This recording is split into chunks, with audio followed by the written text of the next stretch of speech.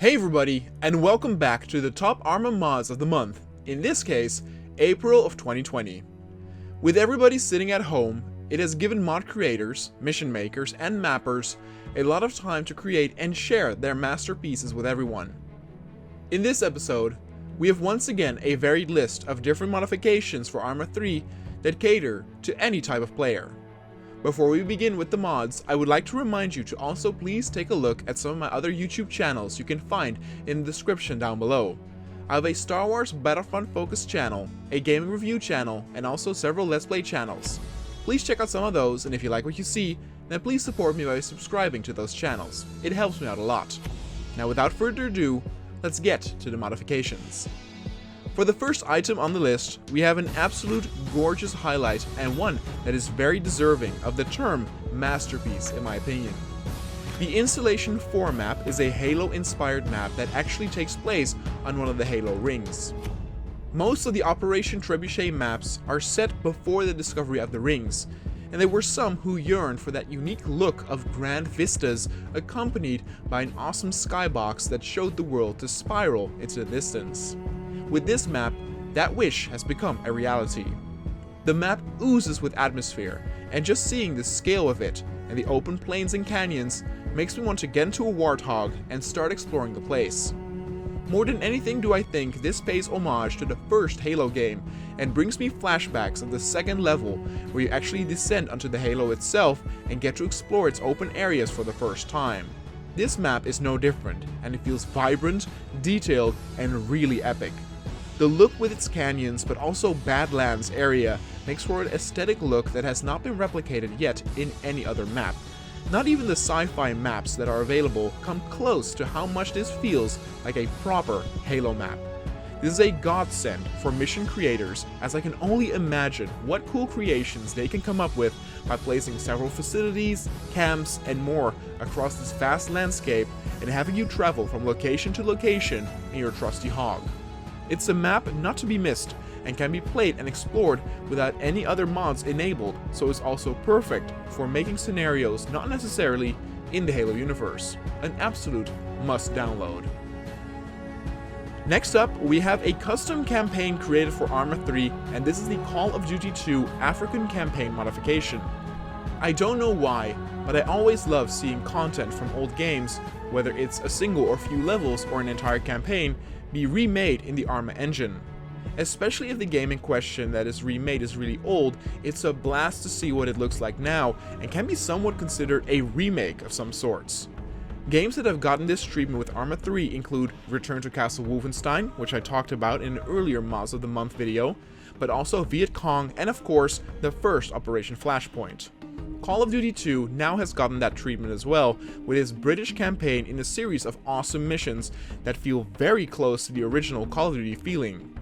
Sounds and voice lines are directly used from the game and give proper instructions on what to do next.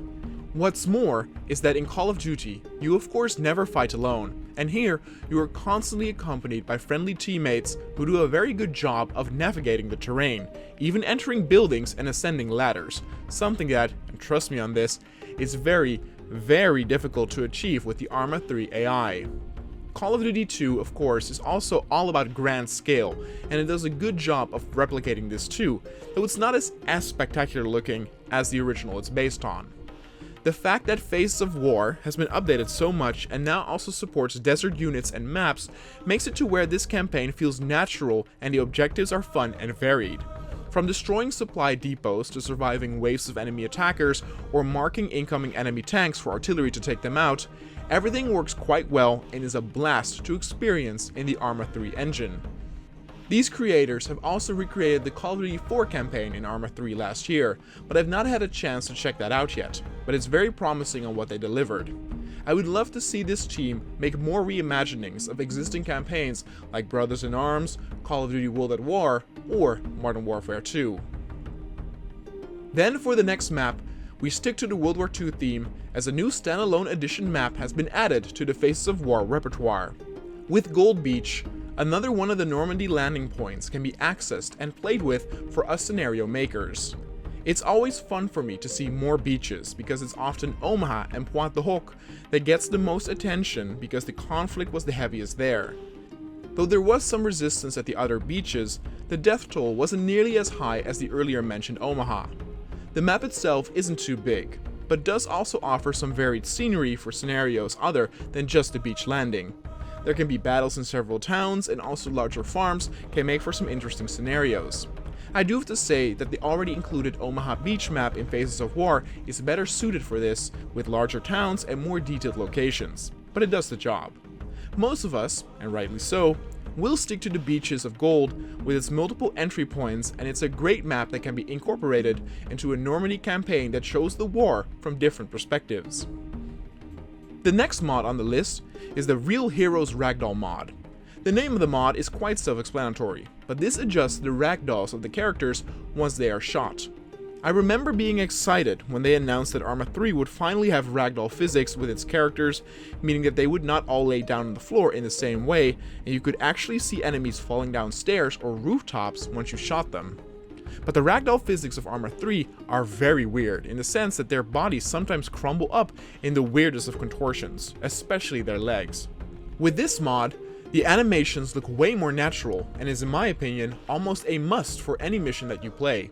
The ragdoll animations varies greatly depending on where you hit the target, and shooting them as they sprint away results in them dying in a fluent mid-animation.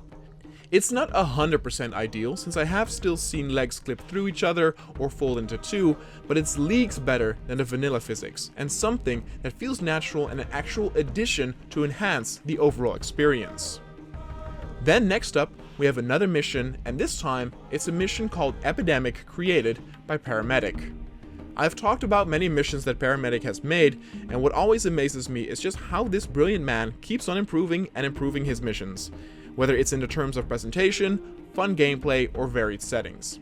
I just recommend you go to Paramedic's workshop page and check out some of the awesome projects he has created. I talked earlier about the cool Half-Life 2 inspired missions that are all hand-created from the ground up, with every stone and building personally placed, creating a very linear and tight gameplay experience reminiscent of shooters in the late 90s and early 2000s. With Epidemic, we return to the zombie outbreak genre, which of course has been done a lot. This time, however, rather than creating a tight linear level, Paramedic returns to some of these earlier gameplay styles and offers a cool narrative and mission structure that offers non-linear objectives and room for exploring and tackling objectives in a way you want. You can take the long way around, explore some sites for more supplies or secrets, or go straight to the point and get in and get out as fast as you can. The real cool thing here is the large amount of voice acting that is used. From atmospheric radio chatter to other NPCs you interact with or brief you, there's a ton of dialogue, and it makes the scenario all the more believable, especially since some of the dialogue is skippable unless you explore areas fully. Our very own Ryan from Looping Real Gaming even has some voice lines he did for this mission, and it was really cool to hear that.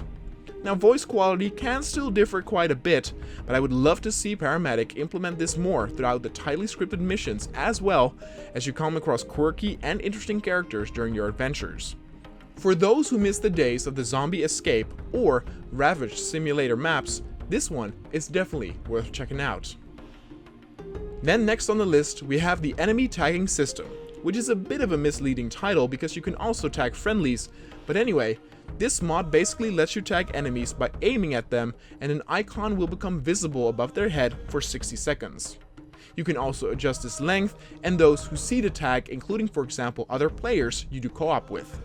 I know a lot of people of course prefer the hardcore feeling that ArmA offers, and therefore this mod might not be that popular, but we have seen enemy tagging in many other games, including Far Cry, Crysis, Ghost Recon, and more. It makes the mission a little bit easier, since you are aware of the location of tagged enemies for a while and can anticipate if you will be spotted or not. What I personally do think is very cool though is that besides the enemy position, it also provides the rank of the unit, meaning you can see if this particular unit is the leader of a certain squad or not. If that's the case, you can choose to prioritize the target to have the rest of the squad scrambled and have the AI being crippled for a couple of moments. I think it would actually work in a bit of a role-playing setting, where you have a spotter who tries to pinpoint the location of an officer, and then refer this to the sniper, who then takes him out. A lot of potential here. Then we arrive at the final item of this month's video, and it's another mission, and this time, it's a mission by the famous Phantom, by many considered the mission creator for ArmA. He has created some wonderful and original projects in the past, with settings like Terminator, The Thing, Aliens, and also Predator, and for this mission, we return to the Predator universe. Predator's Tribal Warfare offers a fairly robust mission that sets you and your team against several members of a cartel gang, but also to face off against the Predators themselves. One sequence has you hunt 2 invisible Predators, which is nail-bitingly tense, though has already been done in an earlier mission as well. There are some excellent scripted scenes with spectacular effects, and the end battle with the Predator Alpha is very cool indeed. The mission is very cool, and if you haven't checked out the other missions from Phantom, you should definitely check out his workshop page and play some of his earlier missions, as they are excellent and quite varied. He even already hinted at some ideas for his next mission to me on Steam, and I simply cannot wait. And with that, we end another monthly mods video for ArmA 3. I really love the mods that we discussed this month, as I will utilize some of them in the future as well, like the Installation 4 map or the Ragdolls mod. Don't forget to let me know if a mod comes out that is worth checking out and discussing in the next mod video, and also let me know if a big update has happened for an already existing mod. Hope you guys are all safe at home playing that ArmA 3, and I will see you all next month.